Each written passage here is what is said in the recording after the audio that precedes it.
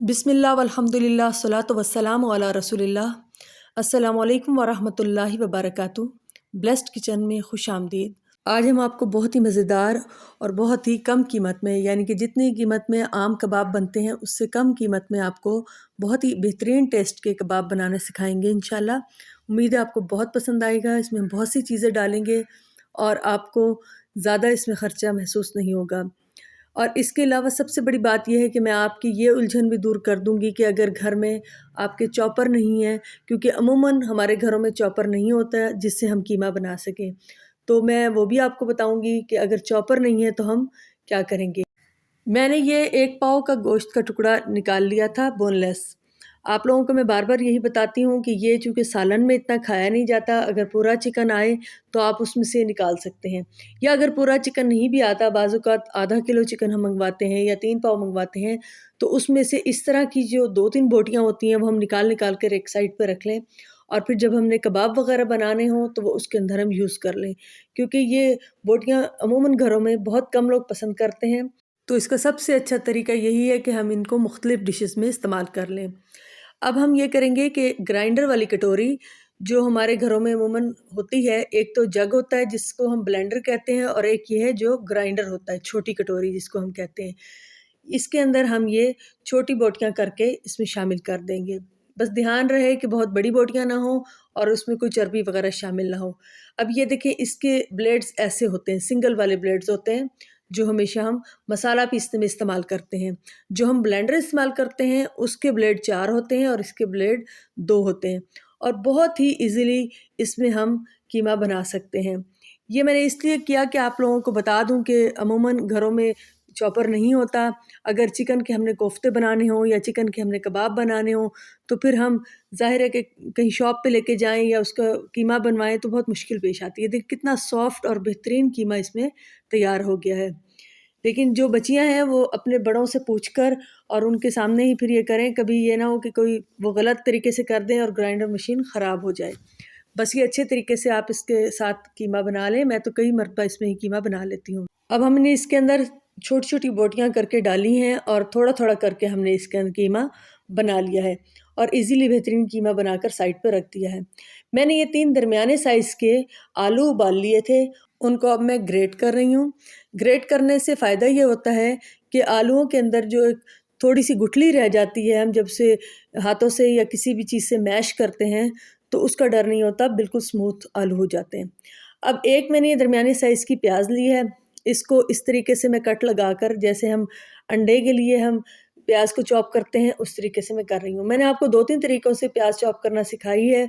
एक अब मैं ये कट लगाकर कर रही हूँ और दूसरे तरीके से मैं जो दूसरा पीस करूँगी वो स्लाइस बनाकर और उसके बाद उसको बारीक चॉप करूँगी। आप जिस भी तरीके से चॉप करना चाहें चॉप कर सकते हैं।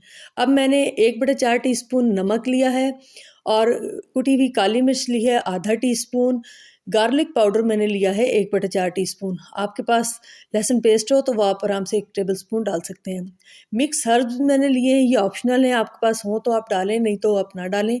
इसमें जो रोज़मेरी होती है ये तिनके से होते हैं और उनको हाथों से ज़रा आप तोड़ दें तो अच्छी बात है। सफ़ेद मिर्च मैंने ली है 1/4 टीस्पून।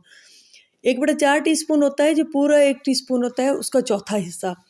अब वो तमाम मसाले जो मैंने अभी आपको बताए थे, वो मैंने जो चिकन का कीमा बनाया था उसके अंदर मैंने ये मिक्स कर दिया है।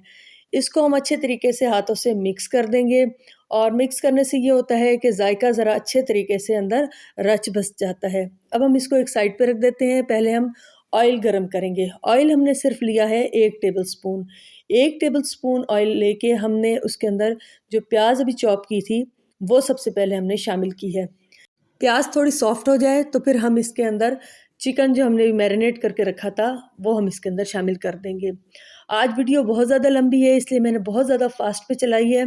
बहुत जगह आपको फ़ास्ट में नज़र आएगी क्योंकि वीडियो काफ़ी लंबी थी। हम इसके अंदर 150 ग्राम बंद गोभी, एक दरमियाने साइज़ की शिमला मिर्च, दोनों को हमने बारीक-बारीक काटा और शामिल किया है और इसके साथ ही हमने एक दरमियाने साइज़ की गाजर, वो भी हम बारीक-बारीक करके इसमें शामिल कर देंगे। अब हम इसके अंदर आधा टीस्पून नमक डालेंगे। नमक आप अपने हिसाब से कम ज़्यादा कर सकते हैं। काली मिर्च जो है वो भी हम आधा टीस्पून डालेंगे उसका पाउडर। ये मैं हमेशा ख़ुद पीस के रखती हूँ और बहुत अच्छा टेस्ट आता है। 1/4 टीस्पून इसके अंदर मैंने सफ़ेद मिर्च शामिल किए है, यानी इसका पाउडर। ऑयस्टर सॉस है, ये ऑप्शनल है, अगर आपके पास हो तो आप 1 टीस्पून डाल दें, नहीं हो तो कोई मसला नहीं है, ये आप बेशक स्किप कर दें। अब हम इसके अंदर 2 टेबलस्पून सोया सॉस शामिल करेंगे। ये सॉस की वजह से बहुत अच्छा टेस्ट आ जाता है, हम इसलिए शामिल करते हैं। 1 टेबलस्पून हम इसके अंदर चिली सॉस शामिल करेंगे और अब हम इसके अंदर सिरका शामिल करेंगे 2 टेबलस्पून। आप कम से कम ऐसा करें कि ये जो 3 सॉसेस हैं, सोया सॉस, चिली सॉस और सफ़ेद सिरका, ये लाजमी मंगवा कर एक मरतबा रख लें। ये बहुत ज़्यादा महंगे भी नहीं हैं और अमूमन इन चीज़ों में काम आते हैं और बहुत अच्छा टेस्ट देते हैं। अब हम इनको मिक्स कर लेंगे। अब दूसरी तरफ हमने सूजी ली है 3/4 कप। सूजी को अच्छे तरीके से हमने भूनना है, बिल्कुल ड्राई रोस्ट करना है और हल्की आंच पे ड्राई रोस्ट करना है। हमने इसकी आंच तेज़ नहीं करनी और बहुत आराम से इसको हमने ब्राउन करना है। लाइट ब्राउन होगी कि इसमें से खुशबू आने लग जाए और सूजी का कच्चापन ख़त्म हो जाए।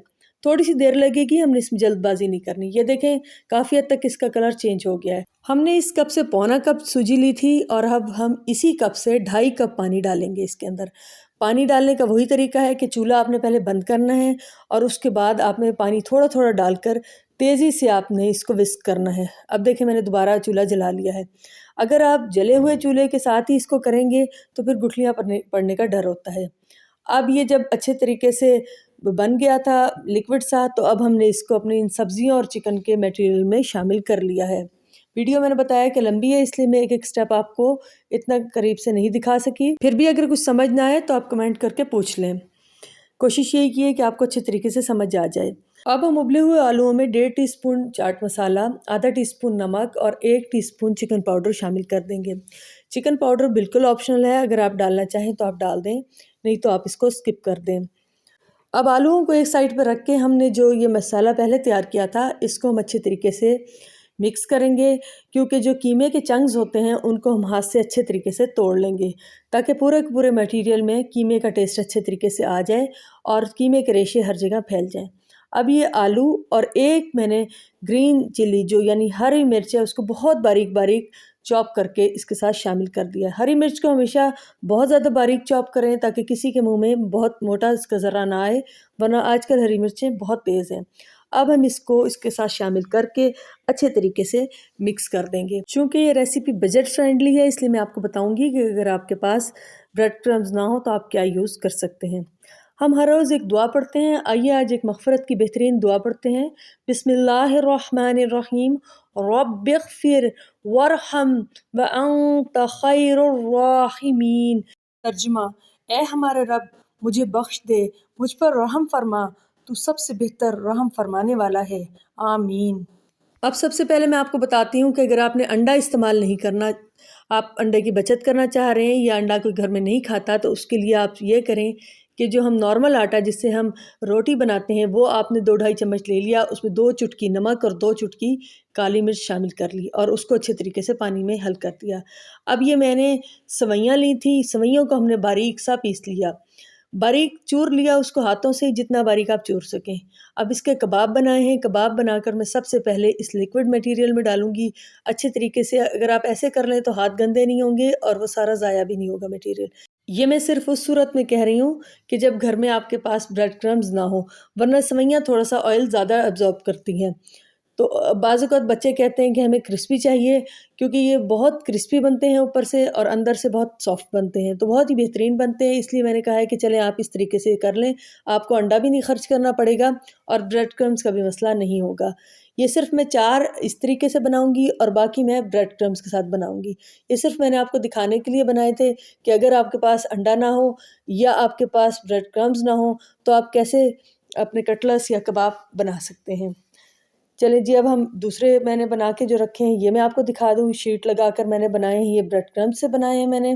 ब्रेड क्रम्स तो मैंने बहुत पहले बना कर रखा हुआ था और जब भी कोई आपके पास ब्रेड आती है, मैंने आपको हलवा भी बताया है उसके किनारों का, और भी बहुत सी चीज़ें अभी इंशाल्लाह आने वाली हैं। मैं आपको बहुत मज़े की चीज़ें बताऊँगी। ये देखिए एक शीट की तह लगा दी है, ऊपर फिर एक और लग जाएगी।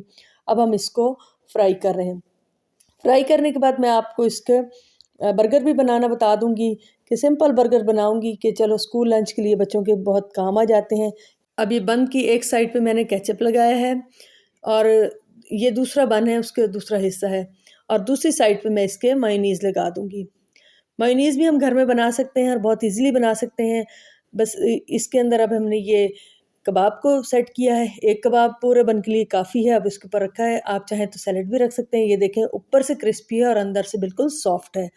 बहुत ही टेस्टी भी है ये खाने में और बहुत ही माशाल्लाह मज़े का बना हुआ है। उम्मीद है आपको रेसिपी पसंद आई होगी। पसंद आई हो तो लाइक कीजिएगा, शेयर कीजिएगा। जिन्होंने चैनल को सब्सक्राइब नहीं किया वो सब्सक्राइब कर दें प्लीज़, और दुआओं में याद रखें। अल्लाह हाफ़िज़।